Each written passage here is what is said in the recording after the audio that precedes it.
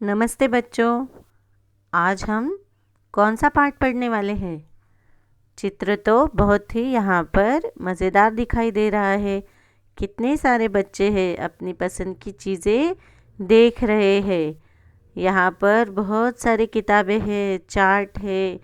यह एक कोना बना हुआ है कहीं पर। हाँ बच्चों, ये कोना है। यहाँ पर कुछ वस्तुएं रखी है, कुछ सामग्री रखी हुई है जो कि बच्चों आपके लिए बहुत ही ज़रूरी चीज़ें हैं। जैसे कि किताबें यहाँ पर रखी हुई है अच्छी अच्छी, कुछ कहानी की, है ना। कुछ अच्छे अच्छे ज्ञान की किताबें यहाँ पर रखी है। बच्चे पढ़ रहे हैं, देख रहे हैं किताबों को। कुछ चार्ट लगे हुए हैं यहाँ पर। तो आज हम क्या पढ़ने वाले हैं? हाँ बच्चों, आज हम पढ़ने वाले हैं पाठ संदर्भ सामग्री कोना। संदर्भ सामग्री कोना। तो बच्चों, सबसे पहले इस नाम का मतलब क्या होता है ये हम समझेंगे। सामग्री, सामग्री यानी कि चीज़ें, वस्तुएं।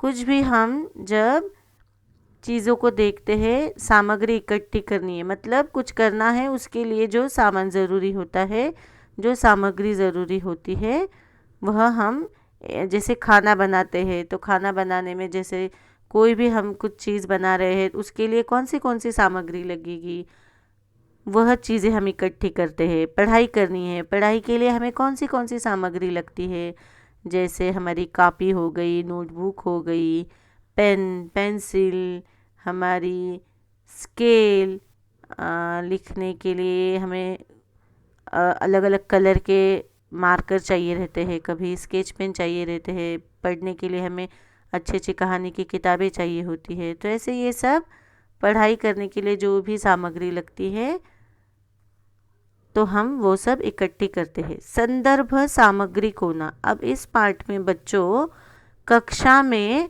हमें कौन सी सामग्री लगती है? हमारी पढ़ाई से संबंधित सामग्री, मतलब संदर्भ सामग्री।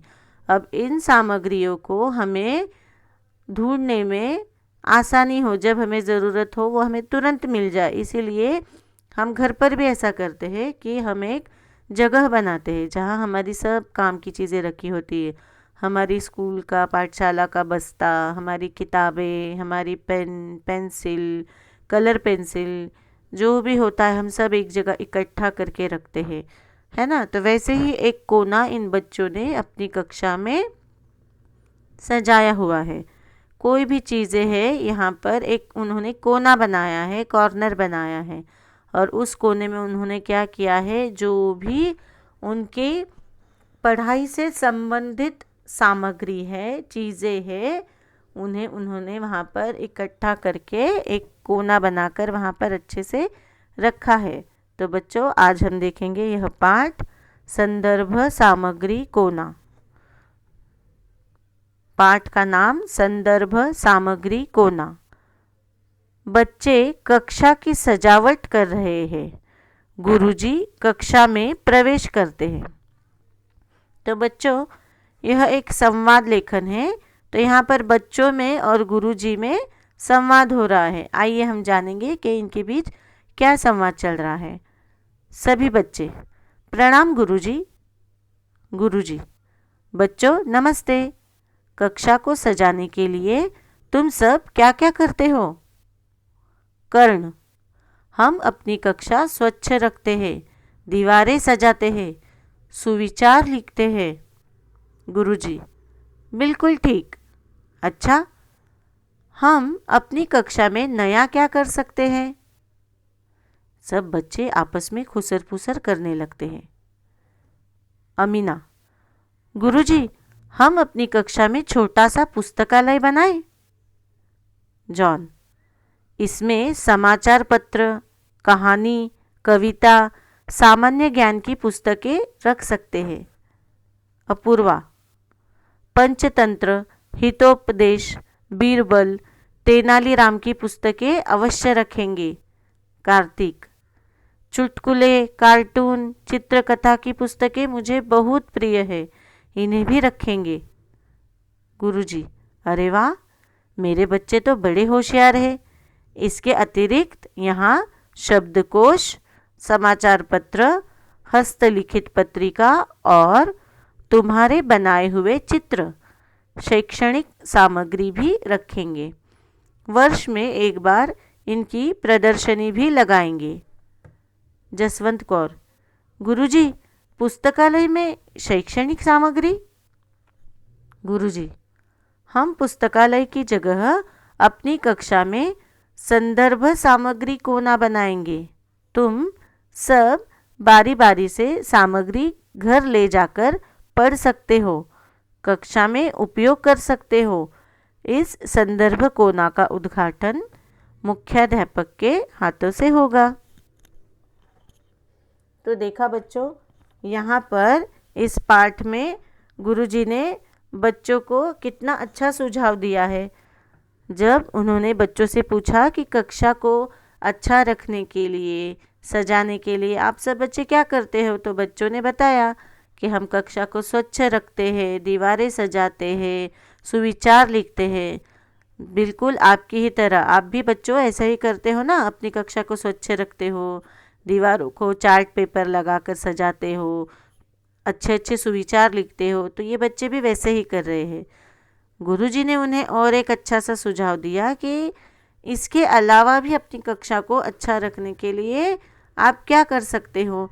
तो अमीना ने गुरुजी को कहा कि कक्षा में छोटा सा पुस्तकालय बनाएंगे। पुस्तकालय आप सभी को पता है, हमने देखा है पिछले कक्षा में पुस्तकालय किसे कहते हैं।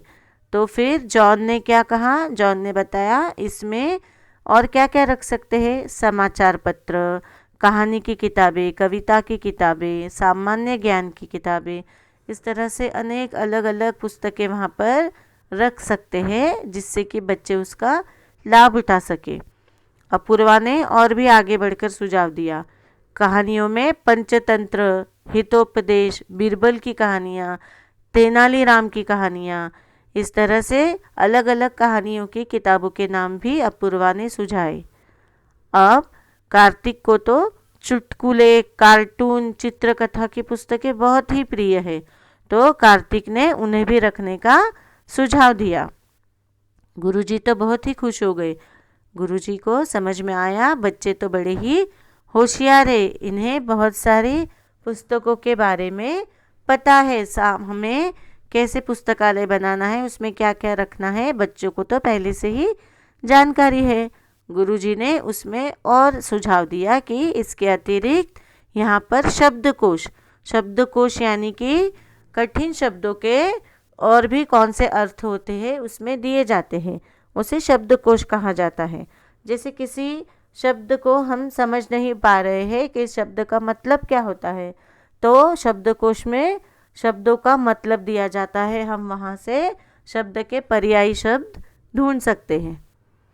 समाचार पत्र, हस्तलिखित पत्रिका, हस्तलिखित पत्रिका मतलब कई पत्रिका होती है, कई लेख होते हैं जो हाथों से लिखे गए होते हैं कई लेखकों द्वारा, तो वे भी रखने का सुझाव यहाँ पर गुरुजी ने दिया है। तुम्हारे बनाए हुए चित्र, आप सभी बच्चे भी बहुत अच्छे अच्छे चित्र बनाते हैं, अलग अलग विषयों पर आप लोग अच्छी अच्छी चित्रकारी करते हो, तो गुरुजी ने ऐसे ही बच्चों को सुझाव दिया कि आपने जो चित्र बनाए हुए हैं आज तक, वे चित्र भी आप वहाँ पर रख सकते हो ताकि दूसरे बच्चे भी उससे कुछ ना कुछ सीख सकेंगे। शैक्षणिक सामग्री भी रखेंगे। शैक्षणिक सामग्री मतलब कक्षा में जो भी चीज़ें लगती है जैसे कि रबर, पेंसिल, रूलर, चाक, जो भी है वो सब वहाँ पर रख सकते हैं। तो गुरुजी, पुस्तकालय में शैक्षणिक सामग्री? जसवंत कौर ने पूछा। तो गुरुजी ने कहा, हम पुस्तकालय की जगह इसे क्या नाम देंगे, संदर्भ सामग्री कोना, और तुम बारी बारी से जो भी सामग्री है अपनी ज़रूरत के हिसाब से घर ले जा सकते हो, पढ़ सकते हो, फिर से यहाँ लाकर रखना है, तो कक्षा में इसका उपयोग भी कर सकते हो और घर पर भी कर सकते हो। और इस संदर्भ कोने का उद्घाटन मुख्याध्यापक के हाथों से हम करेंगे। तो बच्चों, इस तरह से आप सभी को भी अपनी कक्षा में ऐसा एक प्यारा सा संदर्भ सामग्री कोना अवश्य ही बनाना चाहिए।